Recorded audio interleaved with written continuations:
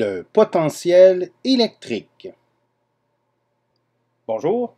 Donc, ce qu'on fait là, de ce temps-là, c'est qu'on essaie de définir certaines quantités physiques qui vont nous être utiles dans la description des circuits électriques. La dernière vidéo, on a parlé de courant. Eh bien, dans celle qui suit, on parle de potentiel électrique ou le voltage. Donc, on entend ça parfois, la tension électrique, le voltage, le potentiel électrique, c'est de ce qu'on parle. Donc, bon visionnement. On va commencer par essayer de comprendre qu'est-ce que c'est que l'énergie potentielle. OK, pas le potentiel, mais l'énergie potentielle. Et pour faire ça, on va prendre deux charges. Une charge test, ça va être la charge de gauche, celle-là. Une petite charge ordinaire. Et une énorme charge. Donc, quelque chose, un objet qui est tellement lourd que il ne se déplacera pas facilement. Donc, lorsque je vais approcher les charges électriques, évidemment, il y a une interaction entre les deux, mais essentiellement, je vais considérer que la grosse charge est fixe, okay, parce qu'elle est immense. En fait, je pourrais aussi l'attacher avec un poteau à un poteau, et puis là, ça ne bougerait pas. Bon. Donc, les deux charges, là, je les ai mis, je leur ai donné des signes contraires, donc les charges doivent se repousser. Donc, ça se fait dans les deux sens, hein, c'est-à-dire que la petite charge va repousser la grosse charge et la grosse charge va repousser la petite charge. Mais comme j'ai dit que la grosse charge était fixe à cause de sa masse ou à cause que je l'ai fixée, je ne tiendrai pas compte de la force exercée par la petite sur la grosse charge. Bon. Toujours est-il que c'est une répulsion. Donc, répulsion, ça veut dire que ça le pousse. Donc, si je pars de l'infini, ben, il n'y a pas de force, là, hein? Le champ électrique est trop faible. Si je m'approche, je commence à ressentir une force. Et cette force-là tend à pousser ma charge de gauche vers la gauche. Hein? Elle tend à l'éloigner. Mais qu'est-ce qui arrive si moi, au contraire, je pousse davantage? Donc, quand je pousse davantage, je me rapproche de la grosse charge, bien, ça se donne que la force qui s'exerce sur la petite est encore plus grosse. Hein? Puis là, je peux me rapprocher encore. C'est un peu comme un ressort. Hein? Si je compresse un ressort, bien, il y a une force qui tend à repousser. Mais là, c'est moi qui la maintiens. Donc, c'est moi qui maintiens la petite charge. Donc, je suis parti de l'infini, je l'ai amené jusqu'à un certain point et il y a une grosse force qui s'exerce.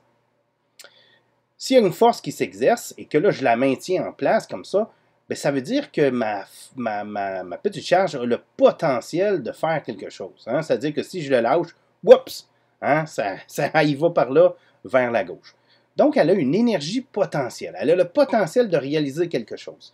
C'est ce que ça veut dire. Ce que je vais faire, en fait, c'est vous montrer maintenant que, bon, il y a des formules mathématiques, on ne montrera pas comment on arrive là, mais l'énergie potentielle, dans ce cas-ci, ça ressemble un peu là, à la formule qu'on avait pour la loi de Coulomb, sauf qu'ici, au lieu de diviser par la distance au carré, mais on divise seulement par la distance. Okay? Donc, c'est la constante de Coulomb fois le produit des charges, donc la petite charge fois la grosse charge, divisé par la distance entre les deux, et encore une fois, la distance de centre à centre. Hein. Et encore une fois, là, j'ai mis les valeurs absolues pour spécifier que la distance, c'est vraiment quelque chose de positif. Par contre, les charges pourront être, elles, positives ou négatives. Bon, ça, c'est l'énergie potentielle. J'aimerais ça quand même définir une quantité qui ne dépende pas de la charge. Parce que là, de la petite charge. Parce que là, oui, la grosse charge est fixée. Hein? Donc, cette grosse charge-là produit un effet sur tout ce qui serait dans son secteur. Okay? Mais je voudrais que cette quantité-là ne dépende pas du petit q. Hein? Autrement dit, si j'avais une autre charge qui était 3q, ben, je voudrais avoir la même valeur, la même quantité qui me permettrait de montrer l'effet de la grosse charge. C'est ça qu'on appelle le potentiel. Donc, je fais juste enlever, donc je divise par la petite charge et c'est comme si elle n'existait plus. Là, j'ai de l'énergie potentielle. Le potentiel, donc, oui, c'est-à-dire là, j'ai juste du potentiel. Le potentiel, c'est le même pour n'importe quelle charge qui se trouverait en un même point. Donc, si en ce point-là, j'avais une charge 5Q ou 20Q ou 40 fois plus grand, ben, elles auraient tous le même potentiel. Okay? Donc, c'est ça la définition de ce potentiel-là.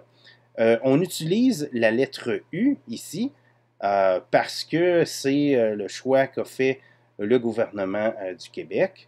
Par contre, si vous regardez un petit peu ailleurs dans vos livres, même plus tard au cégep ou à l'université, ben, vous verrez qu'on n'utilisera pas nécessairement la lettre U. Hein, ça risque de changer. Mais on vit avec les définitions qu'on nous donne. Donc, ça, c'était l'énergie potentielle. On a trouvé maintenant un potentiel, donc on le définit dans le cas ici d'une charge ponctuelle.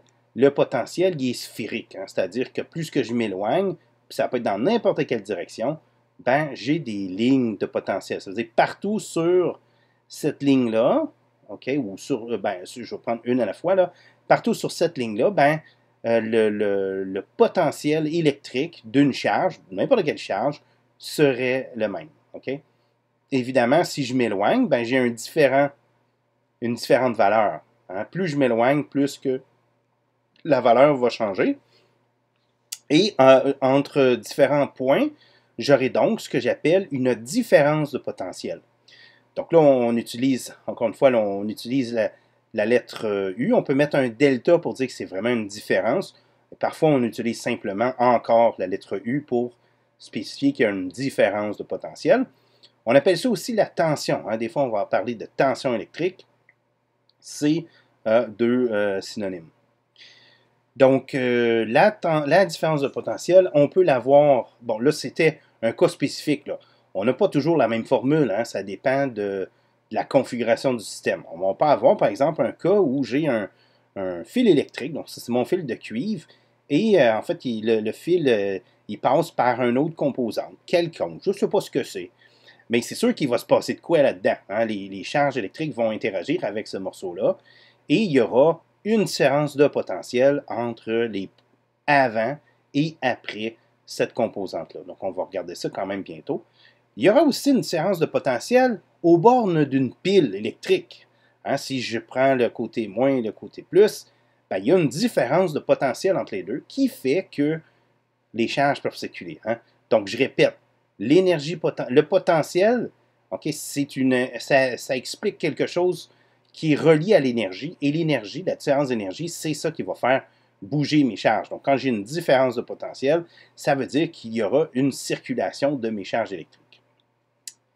Le potentiel électrique, on l'exprime en volts. Okay? Donc, c'est le volt, on utilise la lettre V. C'est peut-être pour ça que le gouvernement a décidé de choisir le U pour la quantité, alors que l'unité était avec la lettre V. Et 1 volt, c'est quoi? C'est 1 joule. Donc, le joule, c'est une quantité d'énergie. Hein, c'est la quantité du système international. Donc, 1 joule par coulombe. Donc, 1 joule divisé par 1 coulombe, ça va nous donner 1 volt. Et pourquoi on appelle ça volt? Ben, c'est à cause du physicien italien Alessandro Volta, qui est le premier à avoir réalisé là, une pile électrique. Okay? Donc, c'est quand même une réalisation très importante. Donc, en conclusion, la différence de potentiel, qu'on appelle aussi tension, correspond à la différence entre l'énergie qu'aurait un objet chargé là, en 2 points, mais on doit diviser par la charge. Donc, il n'y a pas de dépendance là, à la charge de l'objet qu'on déplace dans un champ électrique. Et la différence de potentiel se mesure en volts avec la lettre V.